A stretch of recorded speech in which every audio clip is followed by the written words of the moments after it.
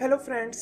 तो आज हम देखेंगे सिंदबाद का एक अमेजिंग एडवेंचर जहां उसका सामना अशांति की देवी एरिस से होता है, जो एक मैजिकल बुक के थ्रू दुनिया में अशांति फैलाना चाहती है। तो चलिए देखते हैं कि क्या सिंदबाद और उसके दोस्त उसे रोक पाएंगे। तो मूवी की शुरुआत में हमें अशांति की देवी एरिस को दिखाया जाता है, जो इस दुनिया की शांति को भंग करना चाहती है। तभी उसकी नजर सिराकस राज्य के एक रॉयल शिप पर पड़ती है, जिसमें बुक ऑफ पीस नाम की एक ऐसी मैजिकल किताब है जिसकी पावर्स दुनिया में शांति बनाए रखती हैं। यही सिंदबाद नाम का एक लुटेरा भी उनका पीछा कर रहा है, जो इस बुक को चुराना चाहता है ताकि इसे बेचकर अच्छा पैसा कमा सके और फिजी में रिटायर होकर एक अच्छी लाइफ गुजार सके। ये देखकर एरिस भी अपने एक मिथिकल बीस्ट को उस बुक को चुराने के लिए भेजती है। उधर सिंदबाद भी रॉयल शिप तक पहुंच जाता है और अपने साथियों के साथ मिलकर सभी सैनिकों को हरा देता है। तभी वो अपने बचपन के दोस्त प्रोटियस को देखता है, जो शिप का कैप्टन होने के साथ साथ सिराकस सिटी का प्रिंस भी है। पता चलता है कि सिंदबाद और प्रोटियस बचपन में बहुत अच्छे दोस्त थे और आज वो 10 साल बाद मिल रहे हैं। प्रोटियस सिंदबाद को बताता है कि तुम इस बुक को नहीं चुरा सकते, क्योंकि ये बुक ऑफ पीस पूरे 12 सिटीज को प्रोटेक्ट करती है। जिस पर सिंदबाद कहता है कि फिर तो मैं इसके बदले इन सिटीज से ढेर सारा पैसा मांग सकता हूँ। इस बात पर उन दोनों के बीच लड़ाई शुरू हो जाती है और तभी एरिस का भेजा हुआ वो बीस्ट भी वहाँ आ जाता है। वो बीस्ट वहाँ शिप पर तबाही मचाने लगता है, लेकिन सिंदबाद और प्रोटियस अपनी चालाकी से उसे मार डालते हैं। उन्हें लगता है कि शायद वो लोग जीत चुके हैं, लेकिन वो बीस्ट डूबते हुए सिंदबाद को अपने एक टेंटिकल में फंसा लेता है और उसे लेकर पानी की गहराइयों में चला जाता है। वहाँ उसका सामना एरिस से होता है, जो उसे बीस्ट के चंगुल से छुड़ा लेती है। वो बताती है कि मैं अशांति की देवी एरिस हूँ और जो बीस्ट तुमने मारा है वो असल में मेरा ही भेजा हुआ था और इसके बदले अब तुम्हें मुझे वो बुक लाकर देनी होगी। इस पर सिंदबाद कहता है कि वो बुक तो मैं अपने लिए चुराना चाहता हूँ ताकि खुद को अमीर बना सकूं। लेकिन एरिस कहती है कि अगर वो तुम मेरे लिए चुराओगे तो मैं तुम्हें छोड़ भी दूंगी और तुम्हें जिंदगी भर के लिए अमीर भी बना दूंगी। और सिंदबाद भी लालच में आकर उसकी शर्त मान जाता है। आगे एरिस उसे बताती है कि बुक चुराकर तुम्हें उस स्टार की डायरेक्शन में आना होगा जहाँ मेरा मैजिकल किंगडम बसा हुआ है, और ये कहकर उसे उसके शिप पर वापस भेज देती है। सिंदबाद अपने दोस्तों को ये सारी बात बताता है, लेकिन उन्हें उसकी बातों पर जरा भी विश्वास नहीं होता और सिंदबाद बुक को चुराने के लिए सिराकस जाने का प्लान करता है। आगे का सीन सिराकस राज्य का है, जहाँ बुक ऑफ पीस को उसकी सही जगह पर रख दिया गया है और इससे वहाँ का किंग बहुत खुश होता है।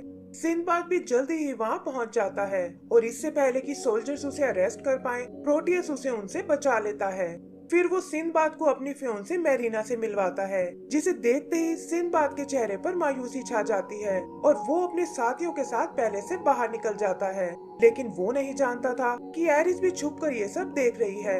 आगे हम मेरीना और प्रोटियस को देखते हैं, जहां पता चलता है कि मेरीना को समुद्र की लाइफ बहुत पसंद है और उसका सपना है कि वो यहाँ से निकलकर पूरी दुनिया घूम सके। प्रोटियस जानना चाहता है कि क्या वो सच में उससे शादी करना चाहती है, लेकिन तभी भागते हुए उसके डैड वहाँ आते हैं और कहते हैं कि मुझे मरीना से एक जरूरी बात करनी है। यही दूसरी तरफ हम बुक ऑफ पीस वाले टावर को देखते हैं, जहाँ एरिस खुद उस बुक को चुराने आई है और ऐसा करने के लिए वो सिंदबाद का रूप लेती है। बुक को चुराते ही वो जगह ढहने लगती है और पूरे राज्य में अंधेरा छा जाता है। वो लोग इसके लिए सिंदबाद को जिम्मेदार मानते हैं, लेकिन वो प्रोटियस से कहता है कि ये सब अशांति की देवी एरिस का काम है और वो मुझे यहाँ फंसाना चाहती है। इसके बाद उसे कोर्ट के सामने लाया जाता है, जहाँ जूरी उसे मुजरिम मानती है और कहती है कि इसके लिए तुम्हें मौत की सजा होगी। तभी प्रोटियस वहाँ आता है, जिसे शायद सिंदबाद की बातों पर यकीन हो गया था और वो कहता है कि बुक सिंदबाद ने नहीं बल्कि एरिस ने चुराई है और हमें उसे बुक वापस लाने का एक मौका देना चाहिए।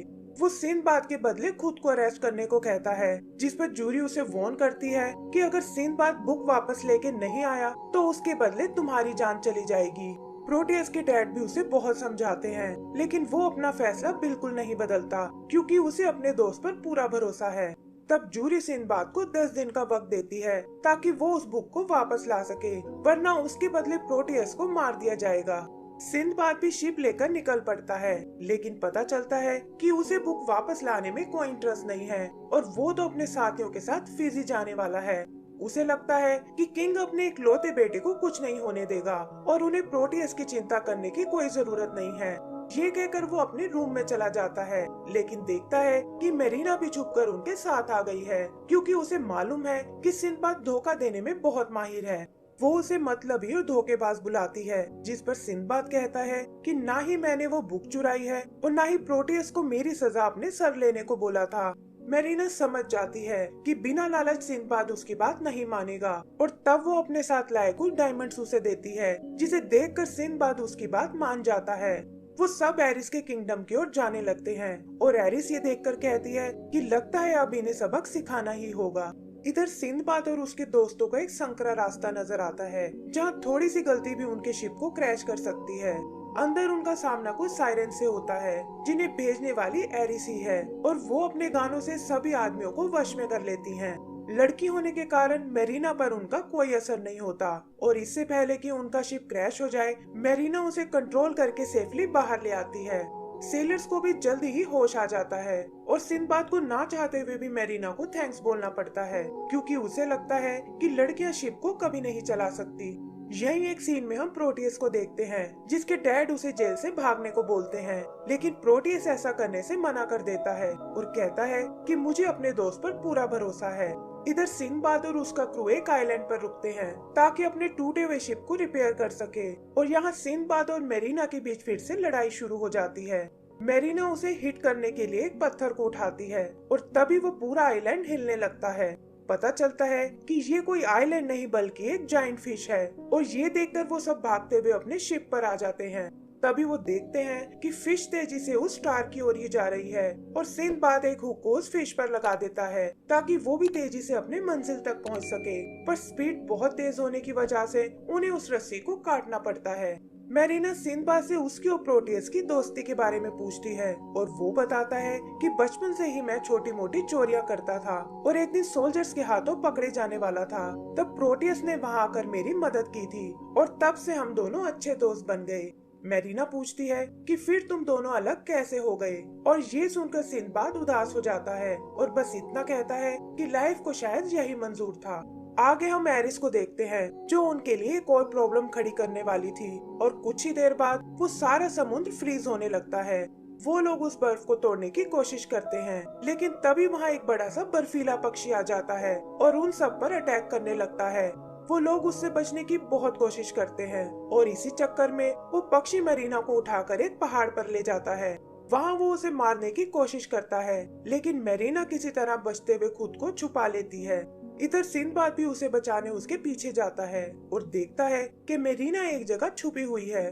तभी अचानक वो पक्षी उन्हें देख लेता है, और वो लोग एक शील्ड को स्की की तरह यूज करके नीचे उतरने लगते हैं। पक्षी उन्हें पकड़ने की बहुत कोशिश करता है, लेकिन चट्टानों के टूटने से ऐसा नहीं कर पाता, और ये दोनों बचकर नीचे शिप तक पहुंच जाते हैं।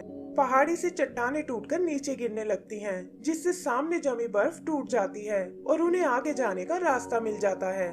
आगे हम उन दोनों को बात करते हुए देखते हैं, जहाँ मेरीना उसे बताती है कि कैसे वो हमेशा से ही समुद्र की लाइफ जीना चाहती थी, लेकिन इसके लिए उसे काफी सारी चीजों को पीछे छोड़ना होगा। उसे खुश करने के लिए सिंदबाद उसे अपना शिप चलाने को बोलता है और बताता है कि मैं और प्रोटियस भी एक टाइम पर नेवी ज्वाइन करना चाहते थे, लेकिन किसी कारण से ऐसा नहीं कर पाए। फिर एक दिन पोर्ट पर एक बहुत बड़ा शिप आया, जिस पर एक बहुत ही सुंदर लड़की थी, और हम दोनों ही उसे पसंद करने लगे थे। वो बताता है कि वो लड़की तुम ही थी, लेकिन प्रोटियस मुझसे पहले ही तुम तक पहुंच गया, और इसीलिए मैंने वो जगह हमेशा के लिए छोड़ दी। तो यहाँ पता चलता है कि सिंदबाद मेरीना को पसंद करता था, लेकिन अपने दोस्त की खुशी के लिए उसने अपने सपनों को तोड़ डाला, और ये सब सुनकर मेरीना भी सोच में पड़ जाती है। तभी वो देखते हैं कि उनका शिप उस जगह तक पहुंच चुका है, लेकिन यहाँ तो समुद्र खत्म हो रहा है और किंगडम के गेट तक जाने का कोई रास्ता नहीं है। सिंदबाद को एक आइडिया आता है, और वो शिप के सेल को विंग्स की तरह यूज करने की सोचता है, क्योंकि नीचे से हवा ऊपर की ओर उड़ रही है। ऐसा लगता है जैसे उनका ये प्लान कामयाब हो जाएगा, लेकिन तभी सेल के हुक टूटने लगते हैं और सिंदबाद समझ जाता है कि शिप गेट तक नहीं पहुंच पाएगा। वो और मेरीना एक रस्सी के सहारे अकेले ही अंदर जाते हैं और गिरते हुए सीधा एक रेगिस्तान में आ पहुंचते हैं, जिसकी रेत मूव कर रही है। जहाँ उनका सामना एरिस के कुछ दूसरे मॉन्स्टर से होता है, लेकिन इससे पहले कि वो उन्हें नुकसान पहुंचा पाए, एरिस आकर उन मॉन्स्टर्स को भगा देती है और कहती है कि तुम जिंदा यहाँ आने वाले पहले इंसान हो। सिंदबाद उससे बुक ऑफ पीस के बारे में पूछता है और बताता है कि अगर जल्दी ही मैं उसे वापस नहीं लेकर गया तो वो लोग प्रोटियस को मार डालेंगे। ये सुनकर एरिस के चेहरे पर एक मुस्कान आ जाती है और सिंदबाद समझ जाता है कि एरिस उसे नहीं बल्कि प्रोटियस को ही फंसाना चाहती थी। वो जानती थी कि प्रोटियस सिंदबाद का साथ जरूर देगा और जब सिंदबाद बुक लेकर नहीं लौटेगा तो वो प्रोटियस को मार डालेंगे, जिससे सिराकस के पास अगला कोई राजा नहीं बचेगा और एरिस अशांति फैलाकर उनके राज्य को तबाह कर देगी। वो सिंदबाद को मतलबी और धोखेबाज बोलती है कि प्रोटियस ने तुम पर अपनी जान से भी ज्यादा भरोसा किया, लेकिन तुमने उसकी कोई कदर नहीं की और अब तुम उसके प्यार को भी छीनना चाहते हो। सिंदबाद इन सब बातों से इनकार कर देता है, जिस पर एरिस उसे अपने साथ एक गेम खेलने को कहती है, जिसे अगर वो जीत गया तो वो उसे बुक ऑफ पीस वापस लौटा देगी। सिंदबाद को उस पर बिल्कुल विश्वास नहीं होता और तब एरिस उसके सामने वचन लेती है और कहती है कि एक देवी होने के नाते मैं चाहकर भी इस वचन को नहीं तोड़ सकती। फिर वो उससे एक सवाल पूछती है कि अगर आज तुम्हें ये बुक नहीं मिली तो क्या तुम प्रोटियस को बचाने वापस जाओगे या फिर मेरीना के साथ किसी सेफ जगह निकल जाओगे। इस पर सिंदबाद कहता है कि हाँ, मैं अपने दोस्त को बचाने वापस जाऊंगा, लेकिन एरिस जानती है कि वो झूठ बोल रहा है और इसीलिए वो उन्हें कोई बुक नहीं देती और अपने किंगडम से बाहर निकाल देती है। सिंदबाद मेरीना से कन्फेस करता है कि एरिस ने मुझे सही पहचाना है, लेकिन मेरीना कहती है कि तुम्हारा और प्रोटियस का इससे कोई लेना देना नहीं है, क्योंकि चोरी तो असल में एरिस ने की है। वो उसे यहाँ से दूर जाने को बोलती है और कहती है कि मैं वापस जाकर सबको सच बता दूंगी, लेकिन तुम्हें इस तरह मरते हुए नहीं देख सकती, क्योंकि मैं भी तुमसे प्यार करने लगी हूँ। आगे का सीन सिराकस राज्य का है, जहाँ सिंदबाद को दिया टाइम खत्म हो चुका है और वो लोग प्रोटियस को एग्जीक्यूट करने वाले हैं, पर तभी सिंदबाद वहाँ आकर उसे बचा लेता है। प्रोटियस उससे बुक के बारे में पूछता है और सिंदबाद बताता है कि मैं उसे वापस नहीं ला पाया, लेकिन तुम्हें चिंता करने की कोई जरूरत नहीं है, क्योंकि अब मेरी सजा मैं ही भुगतूंगा। उसके बाद वो लोग सिंदबाद को एग्जीक्यूट करने लगते हैं, लेकिन तभी वो तलवार टूटकर बिखर जाती है और हम देखते हैं कि एरिस वहाँ उससे मिलने आई है। वो सिंदबाद पर बहुत नाराज होती है कि सब कुछ अच्छा चल रहा था, लेकिन वापस आकर तुमने मेरा सारा खेल बिगाड़ दिया। पहले तो सिंदबाद को कुछ समझ नहीं आता, लेकिन फिर वो रियलाइज करता है कि वो बिना बुक के प्रोटियस को बचाने आया था, जिसका मतलब उसने एरिस की शर्त को जीत लिया है।